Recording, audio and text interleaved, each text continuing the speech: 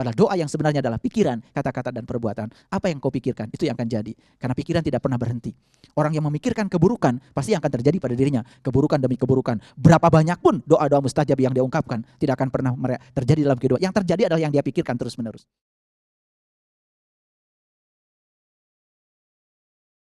Mari kita lihat kembali posisi Al-Quran. Al-Quran itu hudan. Al-Quran itu petunjuk. Kalau dia petunjuk berarti fungsinya Al-Quran untuk menunjukkan. Menunjukkan apa? Ya menunjukkan rahasianya Allah. Untuk apa? Supaya kita mengenal Allah. Untuk apa? Supaya kita sampai kembali kepada Allah. Karena kita berasal dari Allah, tujuan kita ujung-ujungnya kan kembali kepada Allah. Sekarang saya mau kasih sedikit renungan. Banyak gak orang kalau ditanya, apa sih pedoman hidupmu? Pasti jawabannya Al-Quran. Betul? Apakah cukup kita mengakui pedoman hidup saya Quran, pedoman hidup saya Quran, sementara kita tidak pernah menyadari apa sih isinya Quran? Coba kita mulai dari yang pertama, Al-Fatihah. Apa sih isinya Al-Fatihah? Itu aja yang sederhana. Sampai-sampai Rasulullah mengatakan orang yang sholat setiap rakaatnya kelewat gak baca Al-Fatihah tidak sah rakaatnya. Apa pesan Rasulullah? Lalu kita bangga karena sudah baca Al-Fatihah setiap rakaat? No, itu dimensi luar. Dimensi dalamnya apa? Kenapa setiap rakaat sholat harus baca Al-Fatihah? Kalau kita cuma sekedar baca Al-Fatihah, tetapi kita tidak mengerti esensi Al-Fatihah, bahkan kita tidak bisa mengamalkan Al-Fatihah dalam sholat itu, sholat kita juga akan menjadi rakaat-rakaat yang tersia-siakan. Apa pesan Al-Fatihah? Dari katanya sendiri sudah luar biasa. Al-Fatihah artinya pembuka. Jadi setiap rakaat harus membuka kesadaran kita. Setiap rakaat harus membuka rahasia Allah yang ada dalam diri kita. Setiap rakaat harus meningkatkan kesadaran kita. Setiap rakaat harus meninggikan kesadaran kita. Harusnya kan begitu. Tapi coba kita baca Quran, surat Al-Fatihah setiap rakaat. Bahkan cepat-cepat bacanya. Tidak pernah menyadari esensinya. Makanya Al-Fatihah itu luar biasa bagi yang tahu. Tapi bagi yang tidak tahu Al-Fatihah ya biasa saja. Makanya di Al-Fatihah itu manusia cuma dibagi menjadi 3. Yang pertama yang dapat nikmat. Yang kedua yang dimurkai. Yang ketiga yang tidak tahu jalan. Yang tidak jauh jalan akibatnya jadi tersesat. Siapa yang dapat nikmat? Yang dapat nikmat cuma 4 menurut Al-Fatihah. Yang pertama para solihin, yang kedua para syuhada, yang ketiga para siddiqin, yang keempat para nabi. Siapa yang dimurkai? Mereka yang sudah dapat gelar solihin, yang sudah dapat syuhada, yang sudah dapat siddiqin, bahkan sudah bisa mengalami pengalamannya nabi, karena sudah dapat ilmunya nabi, kembali ke belakang, bahkan mungkar, tidak percaya. Itulah orang yang dimurkai. Dan siapa orang yang tidak tahu jalan? Ya namanya juga orang tidak tahu, pasti kalau dia berjalan tersesat. Ya orang yang tidak tahu. Sudah tidak tahu, tapi dia tidak tahu bahwa dirinya tidak tahu, tidak mau tahu, tidak mencari tahu. Itulah yang menyebabkan seseorang tersesat. Tapi orang yang sedang tersesat, ketika dia bertanya, pasti dia akan bebas dari ketersesatannya. Makanya jangan takut tersesat. Karena takut tersesat membuat kita selamanya tersesat. Ketika kita berani tersesat, dan kita mau bertanya kepada orang, dalam ketersesatan pasti kita akan bertanya. Dan saat kita tersesat, saat kita bertanya, maka ketersesatan kita akan dibebaskan. Saat kita mengalirkan pertanyaan pada diri kita, maka Allah akan mengalirkan jawaban ke dalam diri kita. Saat kita tidak mengalirkan pertanyaan, tidak melakukan aktivitas apa-apa, Allah juga tidak akan mengalirkan jawaban. Maka selamanya kita tersesat. Cuma 3. Yang dapat nikmat, yang dimurkai, yang tersesat. Kita mau masuk yang mana? Tentu saja kita ingin yang dapat nikmat, tapi siapa yang dapat nikmat? Para solihin, para syuhada, para siddiqin, dan para nabi. Pertanyaannya, siapa solihin? Siapa syuhada? Siapa siddiqin? Siapa nabi? Jangan puas ketika mendengar orang menjelaskan tentang istilah-istilah itu. Jangan-jangan yang dijelaskan orang berbeda dengan bahasanya Allah dalam Al-Quran. Karena itu bahasanya Rob, bahasa Tuhan, bukan bahasa kamus. Ada orang yang mengatakan dirinya mungkin merasa sudah soleh. Siapa yang ngasih gelar Anda solehin? Karena solehin itu gelar dari Allah buat orang yang sudah mengerjakan amal soleh. Pertanyaannya, sudahkah tahu amal soleh itu apa? Pernahkah kita bertanya sama Quran, Quran apa sih amal soleh? Jangan-jangan setiap perbuatan baik yang kita lakukan, kita sebut amal soleh. Padahal amal soleh dalam bahasa Quran spesifik. Dalam Quran surat Al-Kahfi ayat 110 Allah menyatakan, barang siapa yang ingin jumpa dengan Tuhannya, lakukan amal soleh. Berarti amal soleh itu adalah cara yang bisa mengantarkan kita kepada Tuhan. Itu sebabnya dalam Quran surat Al-Ahzab, Allah ngasih batasan tentang sunnah Rasul. Batasannya apa? Laqad kana lakum fi Rasulillah uswatun hasanah. Liman kana yarjullah wal yaumal akhir wa zakarallaha katsira. Laqad kana lakum fi Rasulillah, sesungguhnya bagi kalian sekalian, bagi kalian semua, lakum. Siapa lakum itu? Lakum itu tidak semua orang. Hanya orang-orang yang mau mencontoh Rasulullah. Itu lakum. Laqad kana lakum fi Rasulillah, sesungguhnya bagi kalian semua pada diri Rasulullah ada apa? Uswatun hasanah. Hati-hati, uswatun hasanah itu tidak luas. Uswatun hasanahnya Rasulullah itu terbatas. Apa itu? Liman kana yarjullah. Cara mencapai Allah. Cara mencapai Allah itu yang dibatasi Quran. Begitu hari ini kita bisa mencapai Allah karena bisa mengikuti sunnahnya Rasulullah. Apa yang terjadi? Wal yaumal akhir. Besok, lusa, hari kemudian. Wa zakarallaha katsira. Baru kita bisa ingat Allah banyak-banyak. Kita tidak mungkin bisa mengingat Allah dari tulisan Allah. Kita tidak mungkin bisa mengingat Allah dari ciptaannya. Kita tidak mungkin bisa mengingat Allah dari menghafal sifat-sifatnya. Kita tidak mungkin mengingat Allah dari membaca asma-asmanya. Kita hanya akan bisa mengingat Allah dari Allahnya itu sendiri. Makanya perintah sholat di Quran itu kan setelah iman sama yang gaib. Zalikal kitabul la raiba fi hudal lil muttaqin. Siapa orang yang bertakwa itu? Alladzina yu'minuna bil ghaib wa yuqimunas shalah. Perintah salat itu setelah kita iman sama yang gaib. Setelah kita iman sama yang gaib, bisa menyatakan yang gaib menjadi nyata, mengalami, memahami, meyakini. Setelah sampai di titik itu, baru salat itu benar. Ketika ditanya siapa yang Allah mana yang kamu sembah tadi? Allah yang menciptakan langit dan bumi. Allah yang menciptakan diriku. Bukan Allah ciptaan pikirannya sendiri. Tapi jarang orang yang merenungi dia. Kalau sudah menyebut Allah, rasanya kita sudah beriman kepada Allah. Padahal iman itu tasdikun bil qalbi, wa ikrarun bil lisan, wal amalun bil arkan. Jadi yang kedua, banyak yang membaca Al-Quran tetapi tidak paham petunjuk apa yang dipesankan Al-Quran. Kalau saya kupas isi Al-Quran, dalam pertemuan ini tidak mungkin semuanya bisa kita kupas. Tapi paling tidak saya hanya menjelaskan, apa sih esensi Al-Fatihah? Apa sih esensi Al-Baqarah misalnya? Setelah Al-Fatihah kenapa Al-Baqarah? Apa esensi Al-Baqarah? Pernah nggak kita menganalisis apa sesungguhnya esensi Al-Baqarah? 286 ayat Al-Baqarah yang dimulai dengan alif lam mim itu. Jangan-jangan begitu baca alif lam mim juga itu nggak ngerti. Padahal penjelasan tentang alif lam mim ada di ayat berikutnya. Zalikal kitab. Itu kitab. Jadi alif lam mim itu ya itu kitab. Tapi itu juga tidak bisa dijelaskan. Karena itu hanya bisa dialami. Oleh siapa? Oleh orang-orang yang bertakwa. Siapa orang yang bertakwa? Dijelaskan oleh Quran. Yang mengambil janji. Yang diangkat gunungnya. Yang ditunjukkan sesuatu di gunungnya. Dan mengingat apa yang ditunjukkan, la'allakum tattaqun. Wa id akhadna mitsaqakum wa rafa'na fawqakum tur. Khudhu ma atainakum biquwwatin wazkuru ma fihi la'allakum tattaqun. Metode untuk mencapai takwa ternyata ada 4. Yang pertama mengambil janji, yang kedua diangkat gunungnya, yang ketiga ditunjukkan sesuatu di gunungnya, yang keempat mengingat yang ditunjukkan, baru takwa. Jadi kalau kita tidak mengalami prosesi itu, bullshit, omong kosong, mengatakan diri sebagai orang yang bertakwa.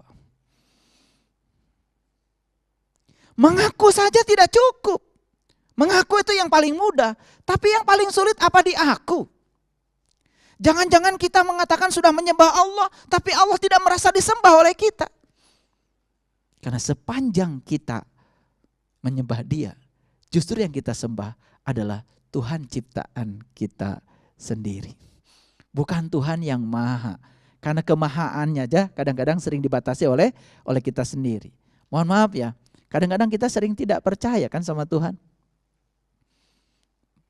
Betul nggak? Kadang-kadang sering tidak percaya, tidak yakin. Bahkan kita sering meremehkan diri kita sendiri. Wah, itu nggak mungkin bisa saya capai. Nggak mungkin saya sampai di sana. Nggak mungkin saya bisa memiliki itu.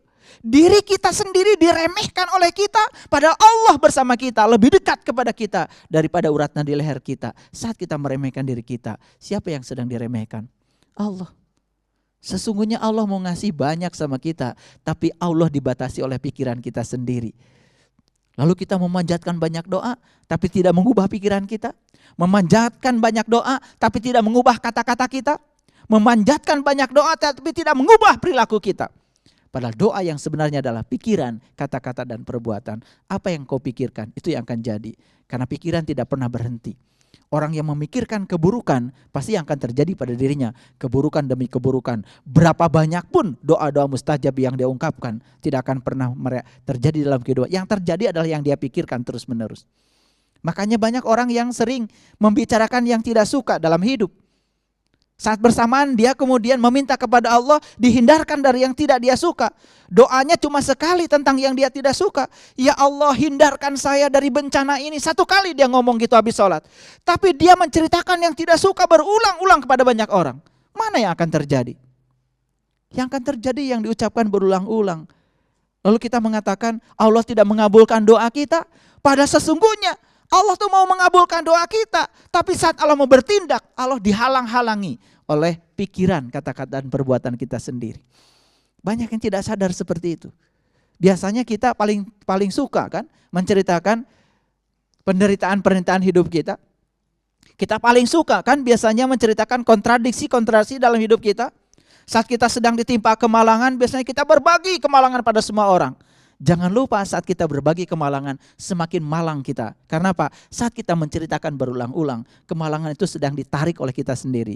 Itu namanya the law of spiritual attraction. Namanya hukum tarik-menarik spiritual. Siapa yang menarik? Mana magnetnya? Magnetnya adalah pikiran kita. Magnetnya adalah kata-kata kita. Magnetnya adalah perbuatan kita. Itu menjadi magnet besar yang menarik semuanya. Maka apapun yang kau alami saat ini dalam hidupmu, engkau sendiri yang menariknya. Allah sang Rabb al-Alamin hanya mengabulkan apa yang kamu mau. Semua yang kau alami dalam hidupmu hari ini, itu adalah tarikanmu sendiri. Itu adalah pilihanmu sendiri. Kalau kita mengerti Al-Fatihah, mengerti Al-Baqarah, mengerti Ali Imran, mengerti An-Nisa, mengerti Al-Maidah, luar biasa. Tapi pernahkah kita membaca satu surat utuh, terintegrasi? Apa sih pesan Al-Baqarah? Kalau kita lihat Al-Baqarah di dalamnya cerita apa? Itu cerita Bani Israel. Cerita perjalanan manusia menuju Tuhan.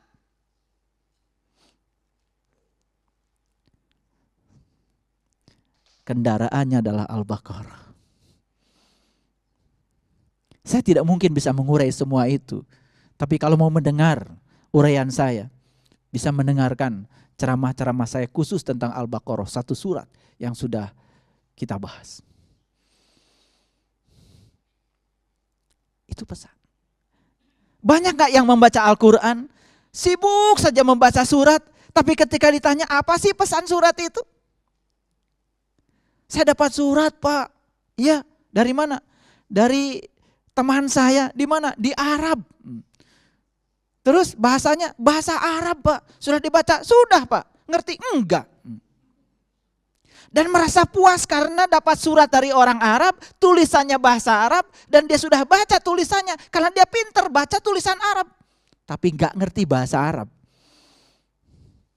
Jadi jangan dulu kemudian kita menjadi orang-orang yang overconfidence.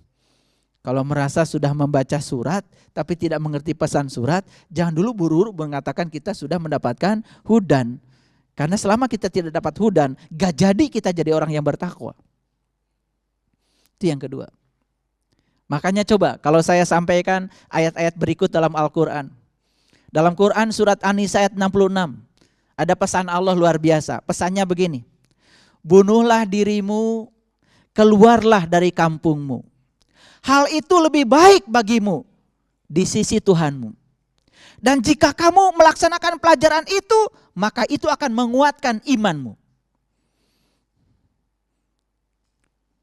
Orang yang baru membaca itu selintas, apalagi tidak mengerti bahasa Rob, bahasa Tuhan, mungkin juga salah kaprah. Bunuhlah dirimu, keluarlah dari kampungmu. Wah, ini perintah bunuh diri. Kata Allah dalam ayat itu, hal itu lebih baik di sisi Tuhanmu. Dan jika kamu melakukan itu, maka akan kuat imanmu. Ayo, gimana cara menerapkan ayat itu? Maka disitulah pentingnya berguru pada orang yang tahu. Jangan berguru pada orang yang mengira-ngira ayat itu. Nanti dikira-kira lagi, salah lagi. Bunuhlah dirimu, keluar dari kampungmu. Jadi ayat itu perintah buat orang yang masih tinggal di kampung. Yang udah di kota, ya tinggal ditambah aja lampunya. Lalu di ayat lain ada kata-kata begini. Ya. Kamu mengira mereka itu bangun, padahal mereka tidur. Kami bolak-balikan mereka ke kanan dan ke kiri, sedang kedua lengan anjing mengunjur di muka pintu gua.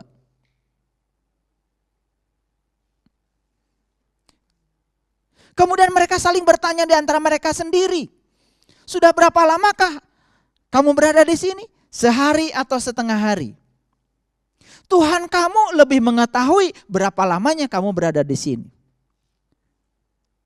Pergilah kamu ke kota dengan membawa uang perakmu.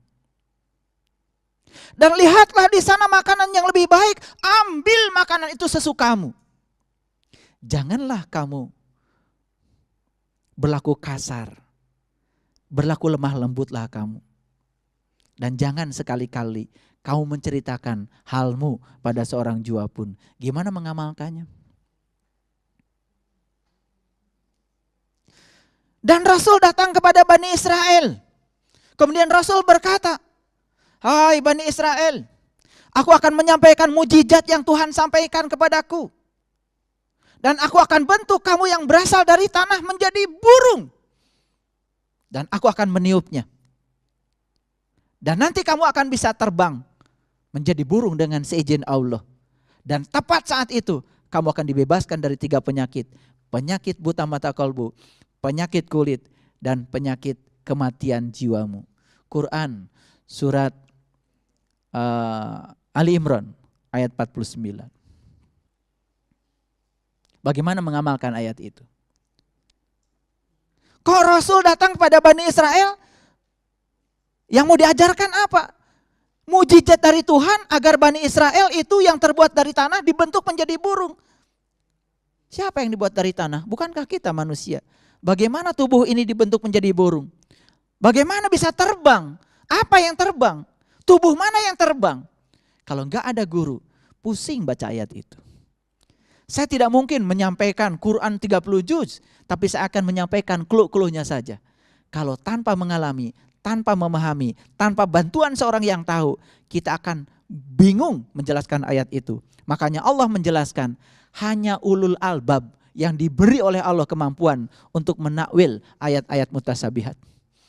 Yang mutasabihat tidak bisa ditakwil dengan oleh orang-orang yang bukan ulul albab. Siapa ulul albab? Orang yang sudah bisa ingat Allah dalam keadaan berdiri, duduk, dan berbaring. Jadi siapa ulul albab? Ahlul bait yang sudah sampai kepada Allah. Sampai kepada Allah di mana? Bukan titik. Karena sampai kepada Allah bukan titik. Karena Allah tanpa batas. Makanya jangan sombong lalu mengatakan saya sudah sampai pada Allah. Karena kata sampai berarti membatasi Allah. Allah yang tak terbatas tidak mungkin dikenali dengan cara yang terbatas. Dan untuk mengenali dia tanpa batas. Maka kita diberi kesempatan oleh Allah pun tanpa batas. Jadi yang kedua, yang menghambat Allah hadir ke dalam diri seseorang, dia sering membaca Al-Quran tapi tidak paham.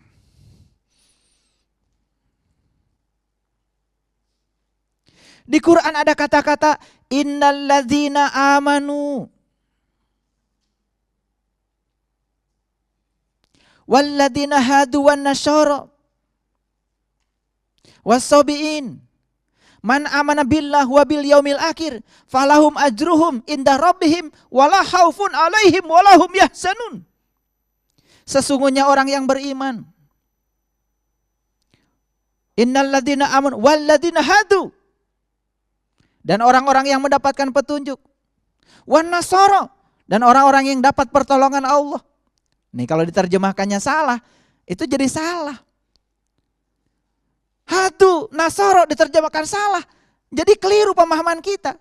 Hadu itu orang yang dapat petunjuk. Nasoro orang yang dapat pertolongan. Siapa saja, itu masih kelompoknya orang beriman. Siapa saja di antara mereka yang benar-benar amal solehnya. Apa kata Allah? Falahum ajruhum inda rabbihim. Bagi dia ada ajrun. Ajrun, ajrun, ajrun. Itu bukan pahala. Ajrun itu artinya zat Allah. Jadi mereka yang sudah mencapai itu, yang sudah terbuka mata kalbunya, dapat petunjuk, dapat pertolongan dari Allah, akan sampai kepada Allah. Begitu sampai pada Allah, dia tidak bisa menjelaskan Allah lagi. Lidahnya keluh, tidak bisa berbicara, karena kata-kata tidak akan cukup. Makanya puncaknya belajar adalah tidak tahu apa-apa, tidak bisa apa-apa, tidak punya apa-apa, bahkan tidak merasa siapa-siapa. Begitu sampai ke sana, semuanya lebur hancur. Kullu syai'in halikun illa wajahu. Segala sesuatu hilang musnah. Yang ada cuman dia, wajahnya yang maha agung. Begitu sampai di situ, sudah. Gak ada lagi. Apa yang kita sangsikan, apa yang kita cemaskan. Gak ada milik kita. Semua adalah milik dia. Bahkan kita pun miliknya. Lalu kita sering aneh, sering merasa kehilangan sesuatu yang sesungguhnya bukan milik kita. Itu yang kedua. Yang ketiga, mengaku umatnya Muhammad, tetapi tidak menjalankan sunnahnya. Apa sunnahnya Nabi Muhammad yang paling utama? Sudah saya jelaskan tadi. Sesungguhnya pada diri Rasulullah ada uswatun hasanah. Apa uswatun hasanahnya Nabi Muhammad? Liman kana yarjullah. Cara mencapai Allah. Cari bagaimana Nabi Muhammad mencapai Allah. Bukan hanya cerita-cerita. Saya kasih tahu. Cerita Muhammad tidak akan pernah kita menjadi Muhammad. Hanya ketika kita menjadi Muhammad, kita akan merasakan bagaimana rasanya Muhammad. Bisa dipahami? Cerita tentang kebaikan Muhammad, kita belum tentu akan menjadi seperti Muhammad. Tapi saat kita melakoni semua kehidupan beliau sampai menjadi orang baik, kita akan menjadi Muhammad. Mana yang kita pilih? Menjadi Muhammad atau cerita Muhammad? Nabi Muhammad itu menerima wahyu. Nabi Muhammad itu cerdas. Nabi Muhammad itu pintar. Luar biasa. Banyak penjelasan tentang beliau. Tapi pernahkah kita berpikir apa yang menyebabkan beliau bisa mencapai itu? Itu yang harus kita cari. Akarnya di situ sesungguhnya. Kita cerita Musa. Oh, Musa itu begini begitu. Tapi pernah nggak kita lihat bagaimana Musa menjadi seperti dirinya sendiri? Bagaimana Ibrahim menjadi seperti dirinya sendiri? Tugas kita itu sebetulnya adalah menanyakan metode dan cara apa yang menyebabkan mereka mencapai itu. Bukan kita cerita-cerita yang sudah dicapai oleh mereka. Coba kalau kita tanya, Nabi Musa itu siapa? Oh langsung. Nabi Musa itu Rasul yang bisa bercakap-cakap dengan Allah. Nabi Musa itu adalah mutakalliman. Pernah gak kita bertanya, kenapa Nabi Musa itu bisa bercakap-cakap dengan Allah? Apakah Allah ngasih begitu saja sama Musa? Atau karena ada keistimewaan yang dilakukan Musa sehingga Allah ngasih kemampuan itu? Nabi Sulaiman itu katanya bisa bercakap-cakap dengan semua hewan yang ada di semesta ini. Pernah kita bertanya? Cakap-cakapnya seperti apa? Bahasanya seperti apa? Pemahamannya seperti apa? Dan mengapa seorang Sulaiman bisa memiliki kemampuan itu? Apa diturunkan langsung oleh Allah? Lalu kalau Allah menurunkan kemampuan itu pada Sulaiman, pernah iri nggak sama Sulaiman? Kenapa saya tidak dikasih? Kalau Musa itu bisa bercakap-cakap dengan Allah, pernah nggak kita iri? Kenapa kita nggak bisa cakap-cakap? Itu karena kita terlalu puas berbicara tentang kebaikan mereka, tidak pernah menelusuri hal apa yang menyebabkan mereka mencapai itu. Sederhana saja. Oh, Nabi Muhammad itu ternyata ya orang yang paling kuat mentalnya. Kan gitu. Kita telusuri apa sih yang menyebabkan Nabi Muhammad kuat? Oh, ternyata dari kecil saat dia dalam kandungan ayahnya sudah meninggal. Jadi kalau kita mohon maaf ya, yang sudah dari kecil ditinggalkan ayah lalu ingin menjadi seperti Muhammad kan sudah ada modal. Lumayan, mirip-mirip. Nabi Muhammad kan ayahnya sudah tidak ada saat beliau dalam perut. Alhamdulillah saya juga sudah tidak ada saat saya lahir ke alam dunia. Kan lumayan udah punya potensi sedikit ngikutin Nabi Muhammad.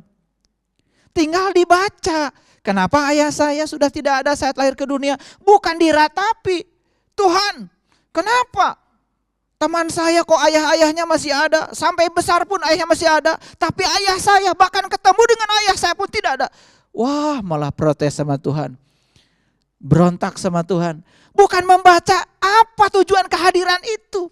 Tapi begitu lihat Muhammad. Seorang Muhammad mungkin tidak pernah berbicara, Tuhan kenapa begini. Tapi pesan apa yang hendak engkau sampaikan padaku Tuhan? Lalu karena paham pesan Tuhan, memahami, tidak pernah protes. Berikutnya apa? Berikutnya dijalani saja. Karena satu-satunya cara untuk menghadapi kehidupan yang paling jitu adalah menjalaninya. Sekarang saya tanya, kenapa Nabi Muhammad hebat? Dari kecil gak ada ayahnya. Begitu lahir ke alam dunia, ibunya pun kemudian pergi. Dititipkan sama orang kampung. Sulit. Sulit. Musibah itu apa berkah? Ya Allah. Itulah cara Allah menguatkan Muhammad. Setelah cukup kuat lalu diberi tugas yang luar biasa oleh Allah. Kenapa beliau dikasih tugas yang berat? Disiapkan dari sejak awal. Jadi kalian harus percaya deh. Kalau Allah ngasih sesuatu sama kita, pasti Allah ngasih fasilitas dan membantu kita untuk menyiapkan melewati sama saya. Kalau Allah ngasih sesuatu yang berat, sesulit apapun pada kita, percaya deh sama saya. Allah itu sudah menyiapkan fasilitasnya. Bahkan kita disiapkan oleh Allah untuk menyongsong itu. Karena apa? Aku tidak akan membiarkan kamu melewati itu tanpa diriku. Cuman kita sering tidak merasa Allah hadir. Karena gak ngerti, buta semuanya. Gak bisa lihat. Lalu ketika besar, terus mengalami ujian dan ujian sampai umur 40 tahun. Ujian tidak berhenti.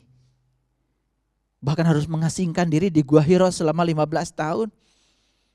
Bahkan dikejar-kejar oleh orang kafir Quraisy. Seakan-akan kita cuma bisa cerita aja. Oh, Nabi Muhammad dulu sulit dikejar-kejar kafir Quraisy. Kita pergi haji, pergi umroh, cuman puas ketika mau tahu cerita itu. Tapi pernahkah kita berpikir bahwa itulah sarana Allah untuk membuat Muhammad sehebat itu?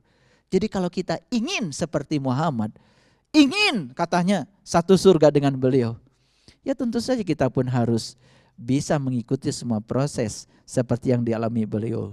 Dan ujian yang diterima oleh kita tak sebanding dengan ujiannya beliau.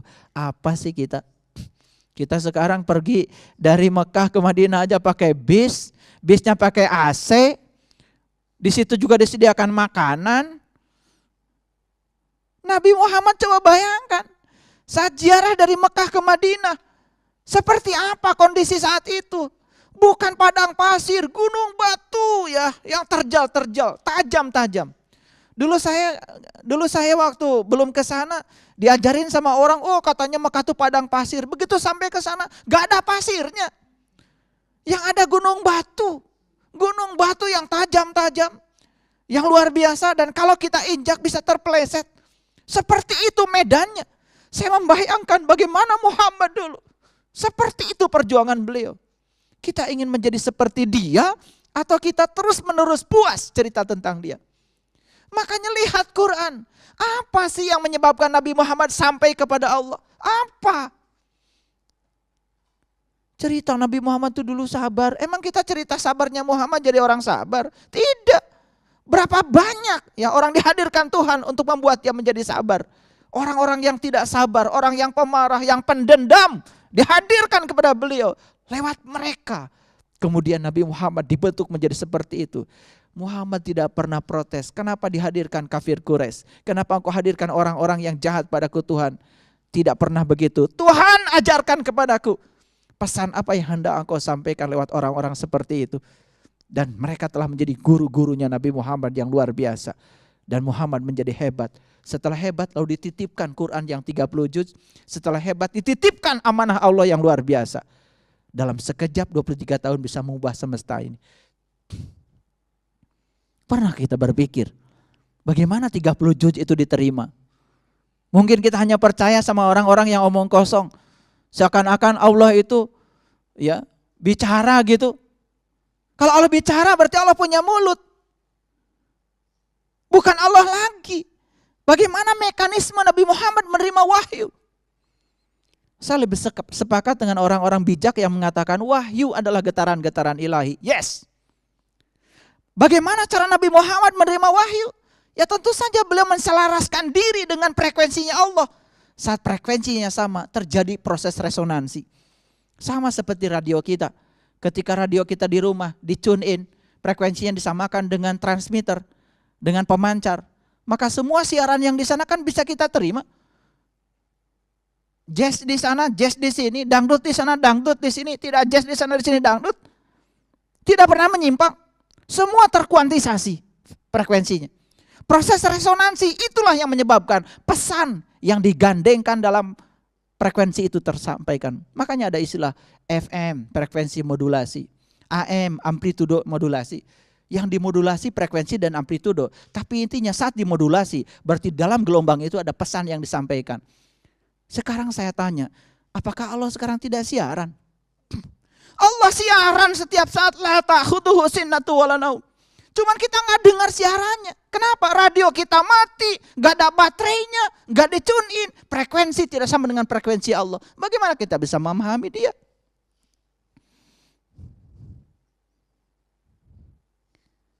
Muhammad itu hebat karena dirinya yang menghebatkan, bukan karena Allah memfasilitasi.